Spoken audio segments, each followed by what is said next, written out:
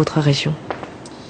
Et l'information continue comme tous les soirs en Île-de-France. Bonsoir à toutes et à tous, merci de votre attention. Ce soir, nous parlons de l'entreprise.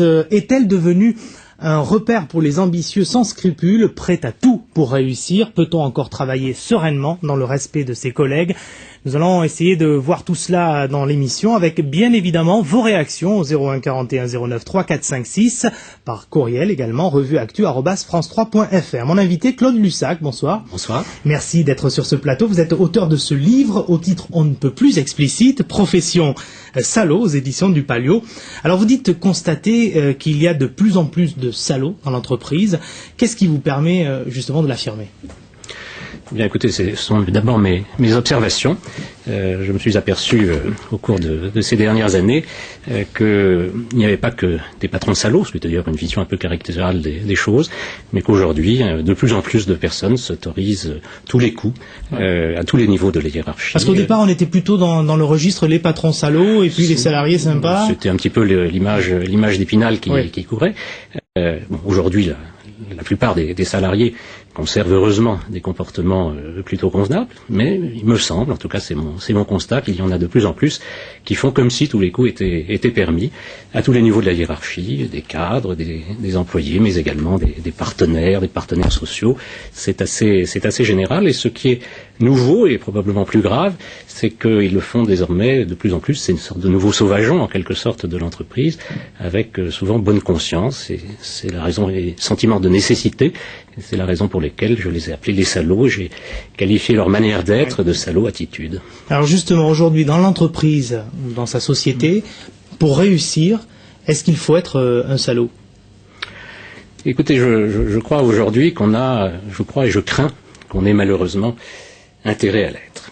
Alors c'est un petit peu compliqué, mais il faut bien voir comment fonctionnent aujourd'hui les entreprises. Les entreprises de plus de quelques centaines de personnes, c'est-à-dire en réalité la plupart des salariés français. Il faut savoir qu'il y a environ 5000 entreprises françaises qui ont plus de 250 personnes et qu'elles occupent plus de la moitié des salariés en France. Et bien dans ces entreprises, on travaille dans ce qu'on appelle dans le jargon des écosystèmes. On fonctionne en réseau, on a des organisations matricielles compliquées, des relations clients-fournisseurs, même en interne, on travaille par projet, on utilise des logiciels de plus en plus sophistiqués, et donc pour être performant, on est condamné à se concentrer sur ce que le territoire qu'on vous a confié, la responsabilité, la parcelle de responsabilité qu'on vous a confiée, et ceci encourage l'égoïsme au détriment de la solidarité. Donc il faut préserver ce territoire et bien le mener à bien. Voilà, je crois que les projets. Voilà, et d'ailleurs le système est organisé ainsi. Il est assez performant, d'ailleurs, en obligeant chacun à donner le meilleur de lui-même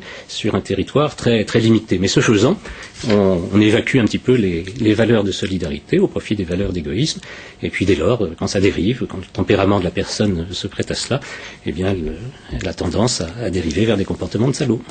Alors ce soir, vous l'aurez constaté, on va être un petit peu familier dans le langage. On va parler beaucoup de salaud. Si vous avez été victime dans votre travail, si vous êtes victime au quotidien, eh bien de personnes qui ont des comportements de salaud, je le répète, eh bien vous nous appelez au 01 41 09 3456. Nous écouterons avec beaucoup d'attention vos témoignages. Est-ce qu'on peut faire le profil type du salaud dans l'entreprise ? Oui, alors le salaud, c'est quelqu'un qui triche. D'abord, c'est quelqu'un qui ment souvent, c'est quelqu'un qui manipule très très fréquemment, c'est quelqu'un qui humilie, c'est quelqu'un qui vole ou du moins détourne un certain nombre de flux, et d'une façon générale, le salaud, c'est quelqu'un qui tient l'autre pour un objet et non pas pour un sujet, et le fait en conscience, avec bonne conscience, parce qu'il y a aussi des salauds par effraction, des salauds qui s'ignorent. Alors le vrai salaud, c'est celui qui le fait avec bonne conscience et qui ne corrige pas le tir, si je puis dire, à partir du moment où il a conscience de ce qu'il fait. Allez, on va prendre un premier appel au 01 41 09 3456. Eric nous appelle, bonsoir. Bonsoir à vous deux. Donc moi je voulais vous dire que je travaille pour une grande compagnie aérienne. J'adorerais pas, mais enfin tout le monde a deviné. Oui. Ça fait 21 ans que j'y suis. C'est vrai que au départ je dirais que c'était un rêve de travailler pour une compagnie aérienne. Je travaille au sol, je travaille pas dans les avions. Oui. Après 21 ans d'entreprise, je vois que maintenant les petits jeunes qui viennent, c'est vraiment tous les coups sont permis, sans avoir aucune expérience, sans avoir aucun scrupule au niveau de notre expérience à nous. sans avoir d'expérience commerciale ni technique. Et là, je me sens vraiment humilié pratiquement tous les jours par ces petits jeunes qui arrivent les dents longues, qui raient le parquet, et ça devient vraiment insupportable, parce que moi j'ai l'impression qu'à 45 ans, on devient de plus en plus... bon, il y a aussi une question d'âge, bien entendu. J'ai l'impression qu'à 45 ans, on ne sert plus à rien. Qu'est-ce que vous avez comme exemple, Eric, à nous donner de comportements délicats, on va dire, de certains jeunes qui arrivent dans l'entreprise? Pas vraiment délicats, je dirais que c'est même carrément voulu. Je dirais que c'est un non-respect vis-à-vis de l'expérience que nous, les plus anciens, on peut avoir. C'est-à-dire que eux croient avoir la science infuse, alors qu'ils sont sur le terrain depuis moins de 5 ans. Et que, en l'occurrence, ils font tout ce qu'ils peuvent pour pouvoir augmenter dans la hiérarchie. Aussi bien des jeunes que des moins vieux, mais enfin bon, ça se note surtout chez les jeunes, sans scrupules. Les plus anciens, c'est vrai que mon copain c'est le cadre et c'est pas le salarié. Donc ça, ce sont des exemples précis pour pouvoir monter. Ben écoutez, merci beaucoup Eric pour ce témoignage. Prie, bonne soirée à vous deux. Au revoir. Merci, bonsoir. Alors voilà, je trouve ça très pertinent parce que c'est vrai que c'est une question que je voulais vous poser. Est-ce que ce sont les jeunes qui ont ce genre de comportement ou les plus anciens?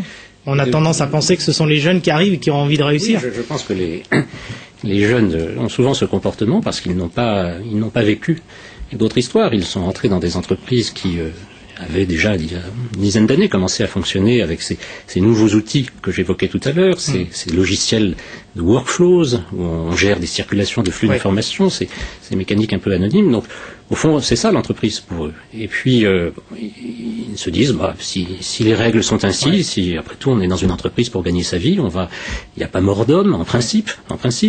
Et donc, je vais appliquer les règles et puis je vais me comporter ainsi. Puisqu'on me dit pas de y aller, j'y vais. Et alors, je suis tout à fait d'accord avec l'auditeur, le téléspectateur là qui vient de s'exprimer. Tenir l'autre pour un objet, c'est notamment nier la dimension historique, nier la mémoire, nier l'expérience auquel faisait allusion Eric. Et je crois que c'est un constat que l'on peut faire. Alors, on va pas généraliser de façon outrancière, mais je pense qu'il y a un mouvement qui est suffisamment net pour qu'on s'y arrête un petit peu.